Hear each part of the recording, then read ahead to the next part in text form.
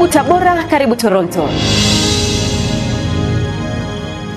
Hatujaweza kumkamata mtu yoyote wala hatujawahi kusikia mtu yoyote kaja kulalamika kwamba mtoto wangu yule mimi ndo nimemtupa. Mpaka leo hatujawahi kupokea mwanafamilia yoyote wala hatujawahi kupokea dada yoyote. Hatimaye askari WP 4327 Sergeant Victoria Stanislaus kutoka dawati la jinsia na watoto jeshi la polisi wilaya Nzega mkoa wa Tabora aliyemwokota mtoto Grace Samia aliyetelekezwa na mama yake katika nyumba ya kulala wageni ya Kasulu siku wa tarehe 17 Januari 2026 leo amejitokeza mbele ya vyombo vya habari na kueleza kwa kina jinsi walivyoshughulikia tukio hili, ikiwa ni baada ya kupita siku zaidi ya 118 tangu kichanga hiki kilipookotwa. Tulipokea taarifa usiku mida ya saa 4 kwenda saa 5. Kuna mama mmoja amemwacha mtoto gesti ya Kasulu iliyoko Nzega nyuma ya basi stendi ya zamani.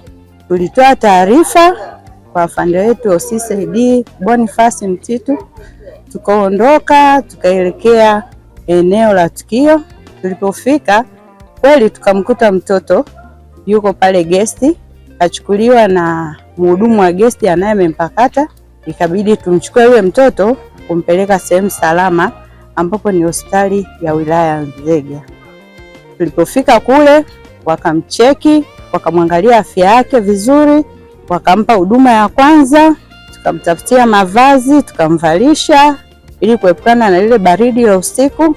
Kwa kweli tunafurahia siku hiyo tulivyoita tukamchukua mtoto na kumwokoa na kumpeleka hospitali kwa ajili ya kuhifadhia na kujua taratibu zingine za baadaye.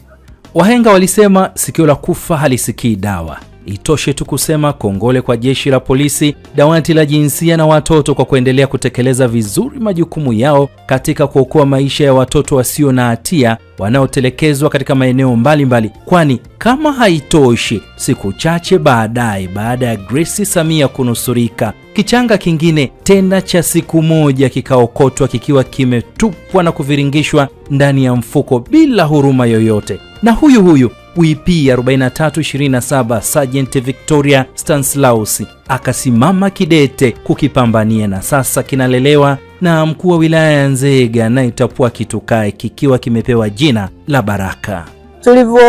Lilivyotokea tukio hilo, ndani ya wiki moja likatokea tukio lingine la mtoto kutupwa. Na huyo mtoto alivyotupwa, kama kawaida yetu huwa tunataarifu viongozi na mkuu wa wilaya lazima anajua, sababu yuko karibu sana na sisi, tunashirikiana naye sana. Kwa hiyo yule mtoto naye tulimpeleka hospitali, alikuwa amezaliwa usiku, yani ni mtoto wa siku moja, alikuwa amewekwa kwenye mfuko wa sulfate. Tukaenda eneo husika tukamchukua, tukampeleka hospitali kama kawaida, tukampa taarifa afande wetu kama kawaida. Baadaye mkuu wa wilaya alifurahi sana kuona kitendo tunachokifanya. Kwa kweli yule mtoto sasa hivi analelewa na mkuu wa wilaya wa Nzega, anaitwa Baraka. Kupitia siku ya polisi na familia iliyoadhimishwa Mei 9, 2026 katika viwanja vya FFU Manispaa ya Tabora, kamanda wa polisi mkoani hapa, kamishna msaidizi mwandamizi SACP Richard George Abwao anatambua mchango wa WP 4327 Sergeant Victoria Stanislaus na kumpatia cheti pamoja na zawadi kwa kazi nzuri aliyoifanya. Kwa kweli kwetu sisi tulisikitika na lile tukio, na katika kitengo changu tunajivunia utendaji kazi wetu mzuri ambao tukipewa taarifa huwa tunazipokea na tunazifanyia kazi kwa wakati. Na tumeshukuru sana Mheshimiwa Rais Samia Suluhu kumchukua yule mtoto yule na kumlea yeye ili aweze kupata malezi bora ya mama. Kwetu inatupa faraja sana kwa sababu ametuletea ufanyaji wa kazi mzuri. Tumefurahi sana kwa sababu jinsi alivyofanya anatuhamasisha tuzidi kufanya kazi za dawati kwa moyo mmoja. Ikumbukwe kuwa Machi 11, 2026 huko Ikulu Chamwino mkoani Dodoma, Rais wa Jamhuri ya Muungano wa Tanzania Mheshimiwa Daktari Samia Suluhu Hassan alimwasili mtoto huyu na kumpa jina la Grace Samia Suluhu. Na hapa nanukuu maneno ya Mheshimiwa Rais baada ya kumpokea mtoto huyu: wanaotupa watoto hawajui wanalolifanya. kuliko kumtupa mtoto, ni afadhali ukamkabidhi katika mamlaka za kisheria au kituo cha kulelea watoto. Kila mtoto aliyezaliwa ni hazina, hatujui kesho yake.